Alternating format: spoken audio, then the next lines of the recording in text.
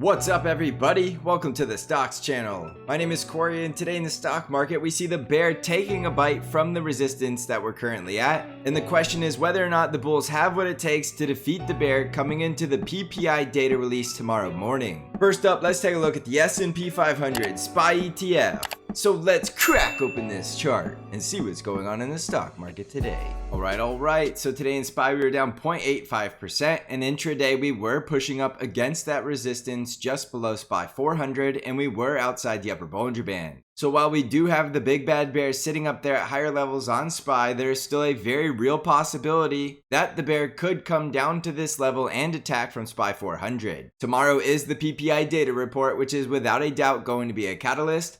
And remember, after the CPI report, we burned the bears and had a very impulsive bull rally, and it could be time to flip the script. And now that all of those bears have exited their short positions for a loss and very likely became newfound bulls, we could flip the script on the PPI data and actually see a drastic sell-off. Now, obviously, nobody knows exactly what's going to happen after the data report, but you need to be managing a risk from this resistance at 400 as a bear, or as a bull, you need to continue to manage a risk around SPY 390. If we break the support at SPY 390, you're looking for the gap fill below at 381 and a retest of the previous lows below that around the support trend line right around 378 to 379. So this is a very critical support level for the bulls right here at 390, and below that level, you need to get a lot more risk off because we are in a bear market. There is still the possibility that we're going for another leg lower if we lose this critical support zone. Now, if the bulls defend this support zone at SPY 390, there is the possibility we could still get the bounce up and go fight the big brain bear up there at the gap fill right around that level around SPY 408 all the way up to the resistance trend line, which is going to be between 410 and 412. Remember, we also are below a negatively sloping 200 simple moving average, so we are still in a bear market until the bulls prove otherwise,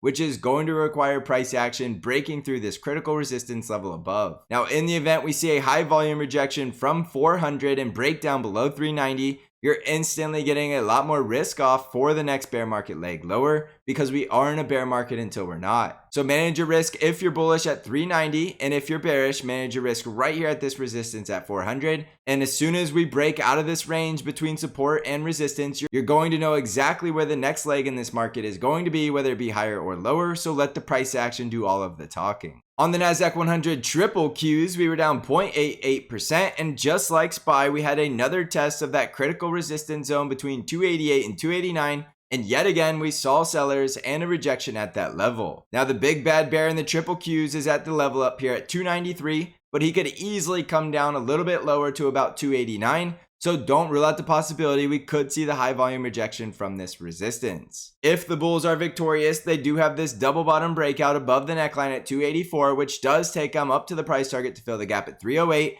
And that is still a valid bullish setup and a valid bullish price target while the triple Qs are above 284. So for that reason, if you're bullish on the triple Qs, you need to manage your risk right there at the risk level at 284. And yes, you can give yourself a little bit of wiggle room all the way down to about 280. Below that support zone, we're very likely coming down here to fill the gap below 269. And then of course below that we could retest the previous lows at 260 and possibly even make the next leg lower in this bear market. So watch this very critical resistance, and as bears, manage your risk from these levels at 289 to 293, and as bulls you need to manage your risk from 280 to 284. Remember, this is a bullish price action breakout from a double bottom breakout of the neckline, so there is the real possibility the bulls could continue to push higher. On the Dow Jones, we were down 0.6% today, and we saw the Dow Jones did fill the gap at 339 and instantly found resistance in sellers, and we did get a shooting star daily candle right after Friday's hanging man candle. So as you can tell, there is getting a lot of evidence that the Dow Jones uptrend is getting ready to reverse, and we have that gap to fill just below 331, and we are looking a little vertical in the short term. Now that doesn't guarantee we have to go lower, and we still are going to have support right around 332 before that gap fills. So if we don't fill that gap and we start to bounce from the top of that gap of support from the trend line, there is still the possibility we could start running up there to fill the gap at 347. But overall, it looks like the bulls are getting tired in the Dow Jones and they're due for a cool down. And I do think we are going to see this gap fill at 331 sooner rather than later. Manage your risk right there at the gap fill if you're bullish at 331, because below that we could very likely come all the way back down to about 324 to 325.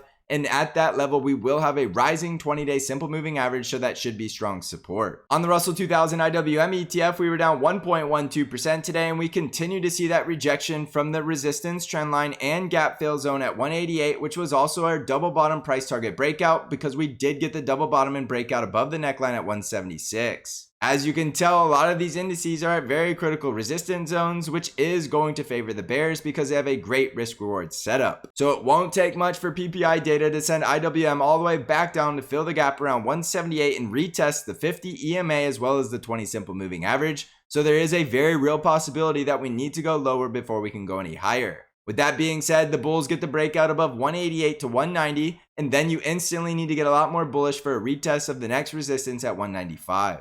On the ARKK ETF, we were down 3.69% today, and it does make Friday look like it was just a little too far extended outside that resistance at $40, and we did get a sharp sell-off back down to the 50 EMA of support just below 39. I view this as a trading range between about 38 and 40 until we get the bull breakout, and the bull breakout above 40 to 41 should send us up to the next strong resistance at 43. A bearish breakdown below the 50 EMA will very likely send us back down to about 36 to 37, and then below that we still do have a gap to fill at 34. On the VIX, we were up 5.28% today, so while the VIX is still in a downtrend, we are seeing a little bit of evidence of short-term spikes in the VIX, but we are still closing below 24. 3 days of the VIX below 24 increases the probability the VIX is trying to go close that gap at 21, but there is no guarantee when that gap is going to get filled, and we could still see volatility in the short term if we do get a bad PPI data report. So just be careful, because this is still a volatile market while the VIX is this elevated, very near 24,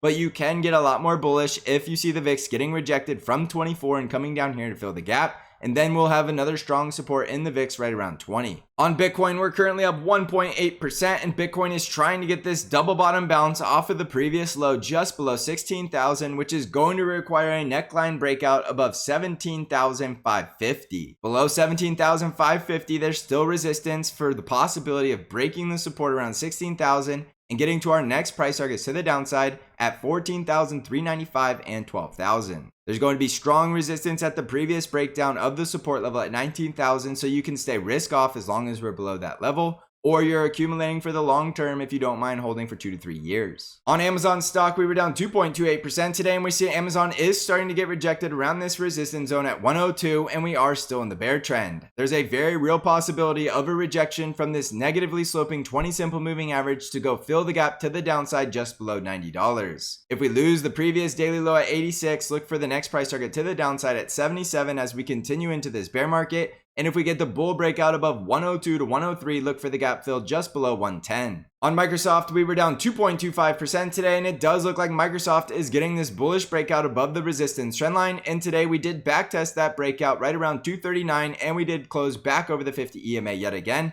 But we did close just below 242, which should have been acting as support. So there is going to be support between about 239 and 242, but if we lose that support, look for a retest of 232, and then below that, we're looking for the gap close that is right around 228. The next bull breakout will be above 247 and then 252, and above 252, we should be off to the races to fill the gaps in the 260s. On Nvidia stock, we were down 0.2% today, as Nvidia is still looking very strong in the short term and still closing outside the upper Bollinger Band, so it is getting a little too far overextended to the upside. We are developing a bull trend, but in the short term, if we do get a rejection from the 160s, we're looking for strong support right around 156, and if we lose that, we could come all the way down to fill the gap at 142. The next upside resistance is all the way up there at the 200 simple moving average and the resistance zone right around 179. On Tesla stock, we were down 2.56% today, and we are continuing to close below this negatively sloping 5 EMA, and we are stuck in this trading range between 186 and the gap fill just below 197. The bull breakout above the gap should take us back up to about 205 to 209.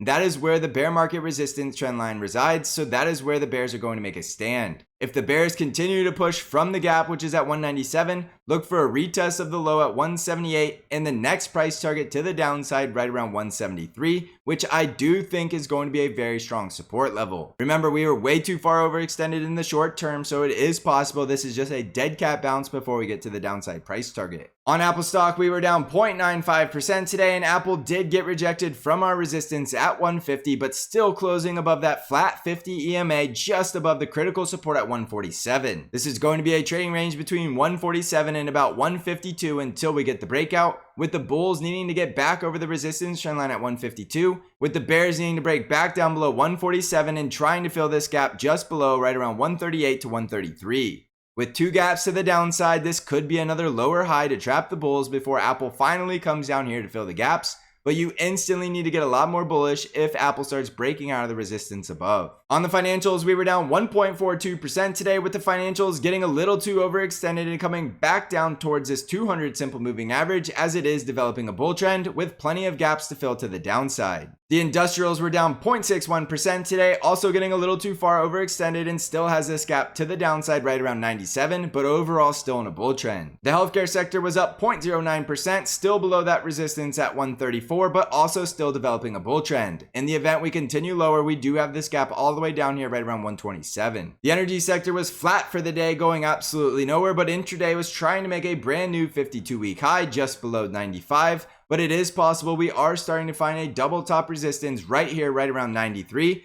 So if we do continue to get a high volume rejection from this resistance, look for the gap fill to the downside just below 91. So jumping back over to the S&P 500, tomorrow is going to be a very important catalyst with the PPI data release, and we are at very critical resistance, which does favor the bears to take a bite with great risk reward ratios. So if you're still bullish on the market, make sure you're managing a risk around the critical risk levels of support that I gave to you tonight. And if you're bearish, make sure you're also managing a risk at the critical resistance, because as we know, volatility does work in both directions. And even though we are still in a bear market, that does not guarantee that the bear market relief rally is yet over. So let the price action do all of the talking tomorrow and have no bias going into it, and then be ready to react with what you see happening in the price action. Also, don't forget to take advantage of the Black Friday special deal off Bank Trade Alerts, where you can get 50% off 2 months of Bank S Plus or Bank. All you need to do is apply the coupon code Black Friday at checkout. Bank is absolutely crushing the market, beating all of the indices, including the TQQQs and the SQQQs, which is the only thing Bank trades. So take advantage of this special Black Friday deal now and try out Bank if you haven't already. And keep in mind, this is a limited time offer that will be expiring at the end of November.